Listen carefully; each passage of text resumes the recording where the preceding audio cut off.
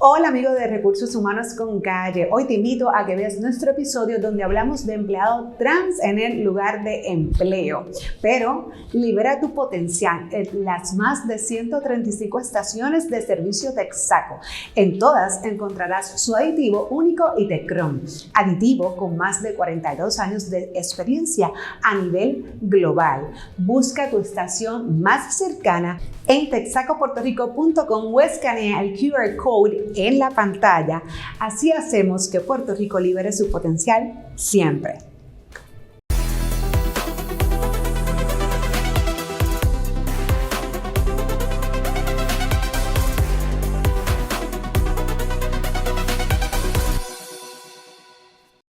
Saludos amigos de Recursos Humanos con Calle, y como dije en la introducción, hoy vamos a estar discutiendo un tema interesante y, by the way, no novedoso del todo, pero sí que hay que hablar mucho de eso porque cada día más lo seguimos normalizando, y para eso nos acompaña la licenciada Marchande Ferrayori, experta en Derecho Laboral. Gracias mil por estar con nosotros. Gracias a ti, Jessica, por darme la oportunidad de transmitir conocimiento utilizando tu plataforma. Así que mucho gusto. Gracias mil. Licenciada, antes de entrar en el tema de las personas trans o transgénero, como mencionábamos fuera del aire, me gustaría hacer una breve descripción de la diferencia de orientación sexual e identidad de género. A estas alturas, incluso aunque lo hemos discutido en episodios posteriores, todavía hay duda. Sí. En la calle hay duda y tratamos lo mismo de orientación sexual versus los otros, y definitivamente es completamente diferente. Claro, son dos conceptos distintos. La orientación sexual es lo que a la persona le gusta, lo que le atrae, ya sea emocional, físico, ¿verdad? Socialmente. Así que yo tengo una atracción sexual, ¿verdad? Una orientación sexual a hombres, a mujeres, a personas no binarias. La identidad sexual es cómo yo me presento al mundo, quién yo verdaderamente soy, cuál es verdaderamente mi género. Así que yo puedo tener una identidad de género masculina, femenina, no binaria. Así que son dos cosas distintas. La identidad es cómo yo me presento. En el caso mío, mi identidad de género es de mujer. Yo me presento al mundo como mujer. Y tu orientación es qué te gusta, qué te atrae, sexual o emocionalmente. Y como lo mencioné ahorita, la realidad es que esto ha sido un tema de toda la historia. Esto no es nuevo, no es del 2023, no está pasando ahora. Claro, ahora vamos evolucionando, modernizando los tiempos y lo vemos un poco más común, incluso tan cercano como recientemente el caso de la dueña de Miss Universe. Claro, lo que pasa, Jessica, es que en los últimos años la comunidad trans ha cogido visibilidad, ¿verdad? Y lo vemos en los Juegos Olímpicos, lo vemos en personas dueñas de negocios, la dueña del certamen de Miss Universe, lo vemos en artistas, ¿verdad? Ganando Grammys, esto, lo otro. Así que cogen visibilidad y de repente la luz está prendida en el tema de la persona trans, y cuando extrapolamos ese tema al empleo, pues tenemos un montón de temas que tenemos que hablar, como por ejemplo el discrimen y cómo se manifiesta ese discrimen dentro del empleo, dentro del contexto de la persona trans. Claro, y como bien mencionas, por ejemplo, el tema de los deportes, que ha sido algo que lleva años y mucha polémica, porque precisamente pues las personas alegan muchos comentarios, ¿no? Independientemente de la identidad o lo que la persona se sienta, la realidad es que fisiológicamente a lo mejor pues comparar en deporte un hombre con una mujer, entre otras cosas. Eso ha sido una de las polémicas que, por ejemplo, en el deporte hemos escuchado. Sí. ¿Y cómo eso impacta? Porque como todo en el ambiente laboral, pues también tiene su impacto. ¿Cómo está impactando precisamente el movimiento, ¿no? Las personas que claramente cada día se expresan y abiertamente dicen yo soy trans o yo me siento de este modo, aunque la conocíamos o lo conocíamos de cierto modo. ¿Cómo se está impactando a nivel de discriminación, políticas? ¿Cómo tratamos? ¿Qué tenemos que cambiar los patronos y algo para entonces poder manejar esto? Sí, yo sé que está bien de moda, ¿verdad? Hablar de inclusión y esas cosas, pero verdaderamente los patronos tienen que hacer un esfuerzo genuino para asegurarse que todas las personas que trabajan en su organización, mujeres, impedidos, personas de más de 40 años, personas con su identidad de género, con su orientación sexual, que todas tengan un lugar de trabajo digno. Entonces tú me dices, ¿cómo se manifiesta? Pues mira, se manifiesta en cosas como las políticas de vestimenta. Estas camisas son para hombres, estas camisas son para mujeres. Entonces la persona trans pues tiene que escoger uno a la otra porque no hacemos uniformes neutrales. Se impacta en el tema de los baños, que eso es una pregunta que me hacen todo el tiempo, ¿verdad? Ahí la regla general es que la persona escoge el servicio sanitario que va a utilizar. Usted, patrono, no le puede imponer cuál es el que tiene que utilizar. Claro, todo esto se hace a través de un proceso interactivo, con mucha honestidad, con mucha empatía, con el empleado para poder entender cuáles son las necesidades del empleado y cómo las ajusto a la realidad del empleo. Así que lo vemos en políticas de vestimenta, lo vemos en la utilización de los servicios sanitarios, lo vemos en la utilización de licencias estatutarias. ¿Okay? Por ejemplo, una persona trans que hace su transición médica, pues va a necesitar unas licencias, ya sea el FEMLA, el SINOD, la licencia por enfermedad. Así que ahí también, ¿verdad? Tenemos que ver cómo lo manejamos, porque la reacción inicial del patrono, ay, esa es una operación electiva. Y como es una operación electiva, yo no se la voy a cubrir bajo ninguna licencia o cosas por el estilo, lo cual no es correcto. Así que vemos que está presente en el empleo a menudo. Y por ejemplo, una persona que va y tiene esta conversación interactiva probablemente con recursos humanos, sí, y abiertamente se identifica bajo el género que le guste, punto. Es bien importante también establecer, esta persona puede un día decir, bueno, yo vengo, por ejemplo, yo me siento mujer, yo vengo de mujer, pero entonces en una semana dice, no, yo me siento yo, o ya regresé, o esto es como yo me levante. Y eso es bien importante establecerlo, sí, porque todavía queda la duda también. Sí, mira, la premisa de tu pregunta está mal conceptualizada, porque las personas trans no es que se levantan un día y hoy día deciden que voy a ser hombre y otro día deciden que voy a ser mujer. Esto es un proceso largo, doloroso, y que las personas trans lo llevan de la mano de profesionales de la salud mental, de profesionales de nutrición, de profesionales de bienestar físico, ¿okay? O sea, esto no de internistas, de médicos, esto no es de una cosa, de un día para otro. Son muchos años in the making para que una persona pueda eventualmente tener la honestidad y la valentía de presentarse al mundo como verdaderamente es. Claro, pero igualmente hemos visto los casos de personas que se han manifestado y se han vocalizado, ¿no? Y han dicho, yo me siento de este modo, y luego de ciertos años, claro, por conversiones de diferentes foros, que no vamos a entrar en esto, pero sí dice, no, ahora yo he regresado o me siento que quiero hacer, pues según, ¿verdad?, la parte fisiológica que nacimos. Sí. Y esto sí se ha visto. Entonces, claro, como recursos humanos tiene que atender un caso, ¿verdad?, que básicamente estoy revirtiendo lo que se aprobó hace un año, hace 5, hace 10, no importa, es diferente. Sí, esos casos han ocurrido, esos son los menos. Entonces, a mí no me gusta necesariamente hablar de las excepciones, porque eso es una excepción a la regla. Eso casi nunca pasa. Y sí, ha pasado, sé de quién estás hablando, ha cogido mucha prensa, es cuasi figura pública, así que, o sea, esas cosas sí pasan, pero esa no es la regla general. La regla general es que la persona trans, cuando hace su transición social, está bien segura de lo que está haciendo. Que se pueden dar esos casos, claro. Pues mira, si eso ocurre, pues hay que revertirlo y entonces volver a tener un proceso interactivo para entender cuáles son las necesidades del empleado. Es como cualquier otro acomodo razonable. Hoy necesito esto de acomodo razonable, 2 años después no lo necesito. Claro, pero y yo creo, y en el tema sobre todo de los baños, ¿verdad?, que es algo que obviamente es íntimo de cada persona.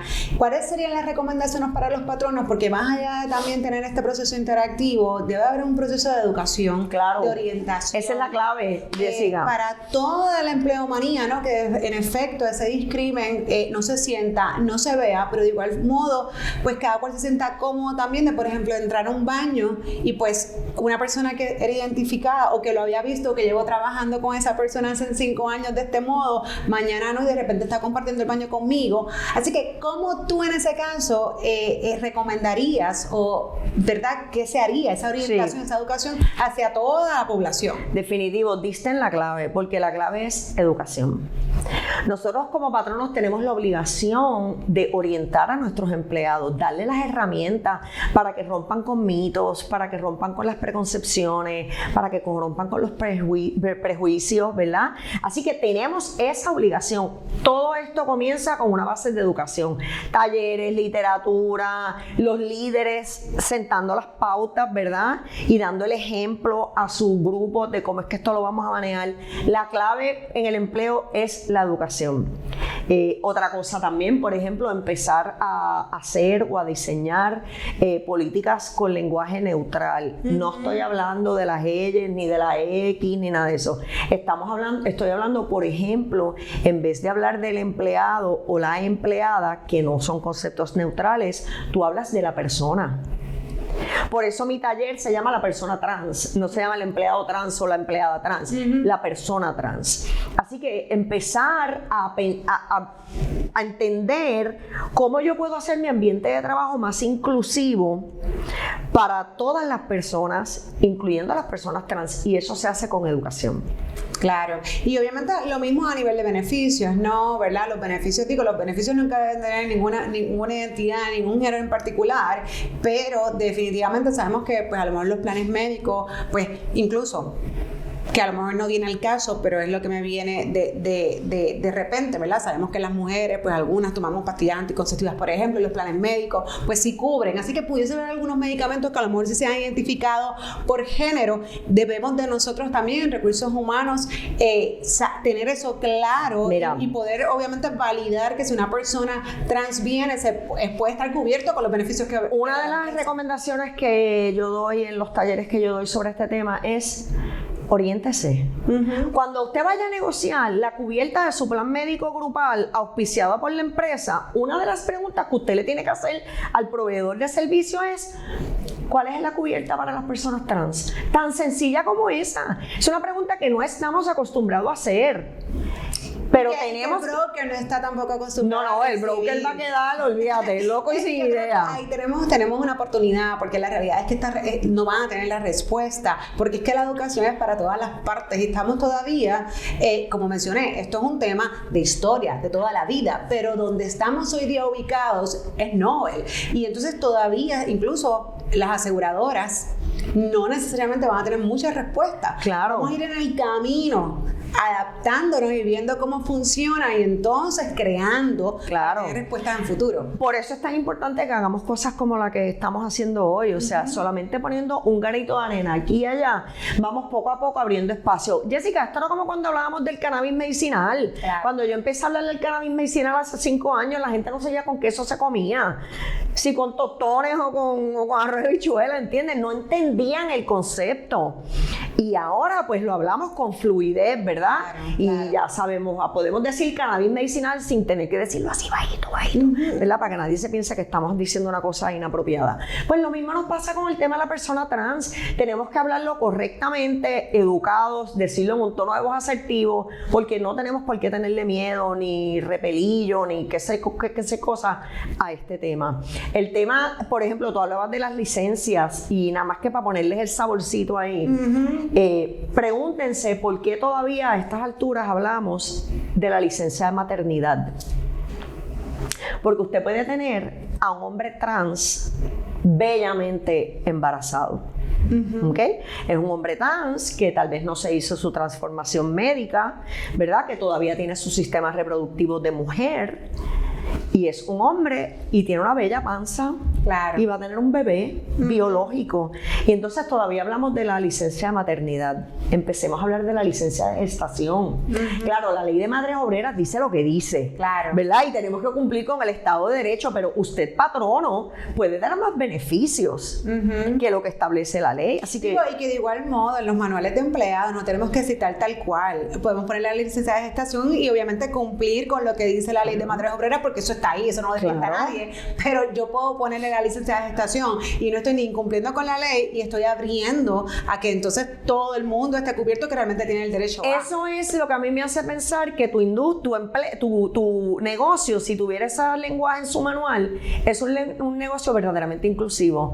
Porque hablamos chija, inclusión, ponemos las banderas, nos hacemos t-shirts de que es el mes de la inclusión y que sé ni cuánto. Cuando yo veo las políticas, no tienen lenguaje neutral, no hablan de licencia de gestación, no tienen una licencia de paternidad o de maternidad, sí, exacto, de padre o madre adoptante, de padre adoptante. Entonces, verdaderamente, ¿somos inclusivos o simple y sencillamente estamos haciendo el go home de ponerlo a las camisas y poner las banderas? Claro. Así que eso es entre uno de muchos comentarios que te puedo hacer sobre las licencias y cómo las presentamos de una manera inclusiva.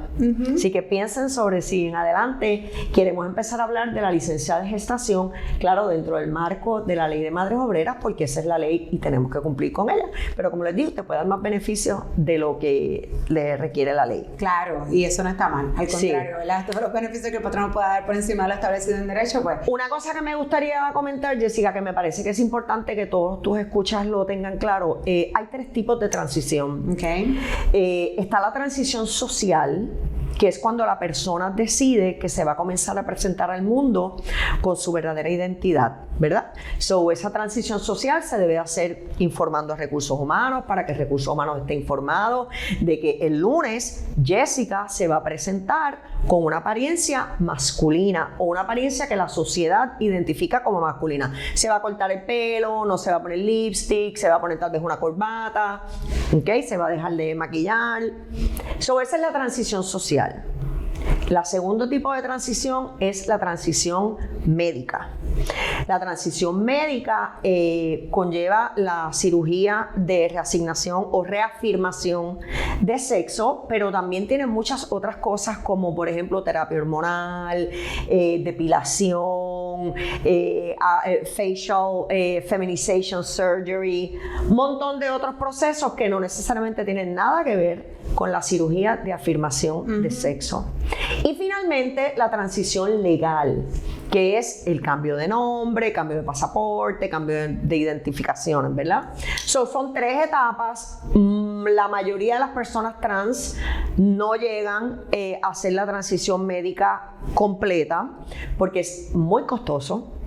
Y atándolo con lo que decíamos ahorita de los planes médicos, muchos planes médicos no le dan cobertura, ¿okay? a esas cirugías. Así que las personas trans están toda su vida tratando de ahorrar para poder hacerse estos procesos. Claro, así que la que con mayor frecuencia vemos en el empleo es la transición social. Y no importa que la persona no se haya hecho su transición médica, usted tiene que protegerla y que guardar, ¿verdad?, confidencialmente sus procesos y respetar su identidad y su orientación. Y licenciada, dijo algo que yo creo que es muy importante, sobre todo en los procesos, ¿verdad?, de recursos humanos y organizacionales, donde cuando está obviamente pues esa parte social, que es la que más común ocurre, pero no está la legal, y tenemos nosotros toda una documentación como pasaporte, seguro social, un nombre que vamos a suponer que es de Juan, y tiene un seguro social, un acta de nacimiento que dice que es un él, pero socialmente es un ella, y quiero que me llamen de ese modo. Aunque obviamente a nivel legal tenemos que seguir tratándolo como están sus documentos, como está registrado. Te explico.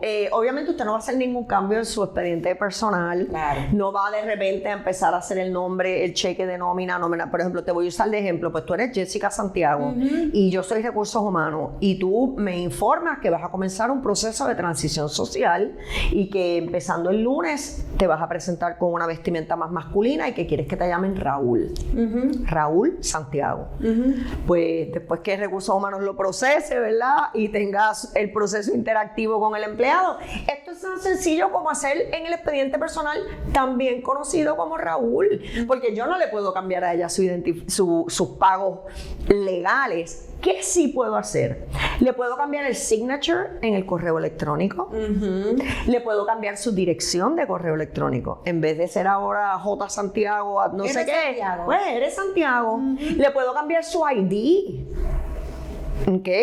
Así que además puedo llamarle con los pronombres que la persona haya escogido. Tengo yo, patrono, que hacer un esfuerzo por llamarte con pronombres masculinos. ¿Ok? Por eso ustedes han visto en las redes sociales, en LinkedIn y eso mucho, que la gente se identifica ella, she, tú sabes, él, he, porque le están diciendo al mundo, estos son los pronombres que yo escojo. Y usted, patrono, tiene que respetar eso, claro, porque ya hay jurisprudencia y comentaristas diciendo que si yo te digo a ti, Jessica, yo me llamo Raúl Marchand, y tú, pero es que pareces María Marchand, no pareces Raúl Marchand, pero verdaderamente yo soy Raúl Marchand y quiero que me llames como él, con pronombres masculinos, y tú insistes en llamarme como mujer. Esos son microagresiones y son mini actos de discrimen, claro, que en la totalidad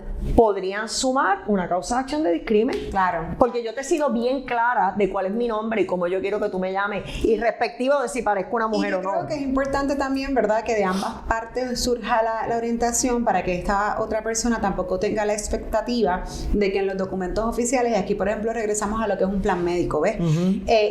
Todo lo que esté en control de la organización, como que lo que tú mencionas, yo creo que sí que puede ser muy fácil implementarlo, pero van a haber otras cosas que están fuera del control, claro, como por ejemplo darte una tarjeta de plan médico, entre otras eso no cosas. lo puedo hacer. Es bien importante que también obviamente la otra parte pues tenga esa orientación, ¿verdad? Y sus expectativas estén claras, que hasta que no ocurra la parte legal, tenemos que seguir respetando, ¿verdad?, lo que está en sus documentos originales. Sí, de acuerdo. O sea, hay unas cosas que yo, patrono, no puedo hacer, como cambiar el cheque a nombre de Raúl Marchand ahora, ¿no? Pues tiene que seguir saliendo a nombre de María Marchand. Claro. Pero sí, lo que está bajo mi control, como los ejemplos que te di, la invitación a que usted lo haga, porque nada te cuesta cambiar el signature para que represente, en vez de decir María Marchand Sánchez, diga Raúl Marchand Sánchez, sí, porque ese es el nombre. Mira, pero mira esto, te lo voy a poner un ejemplo más sencillo todavía. Yo nací María Judith Marchand. Nadie en este mundo me conoce ni me llama María Judith, ni tan siquiera María. Mi signature de Ferraioli dice Nani Marchand. Mi correo electrónico es N Marchand o Nani Marchand. Nadie tuvo ningún problema en mi organización con respetar mi nombre escogido, que fue Nani. ¿Por qué tenemos resistencia a escoger el nombre, a respetar el nombre escogido de otro cuando no está alineado con su género? ¿Por qué? Te voy a hacer una anécdota y con esto cerramos. Te digo más, mi abuelo, que en paz descanse. Ajá. Después de vieja, ya yo grande, fuera de mi casa, me enteré que no se llamaba Vicente, que era Pablo Vicente. Yo ayudándole a precisamente que él perdió sus documentos, su cartera, y ahí estaba su licencia. Me di cuenta que él no era abuelo Vicente, era abuelo Pablo Vicente, según lo registraron. Pues. Pero toda la vida se quitó el Pablo. Así que definitivamente, y eso ocurría mucho antes también, con los apellidos, con los segundos nombres, etcétera. Yo no me he cambiado el mío.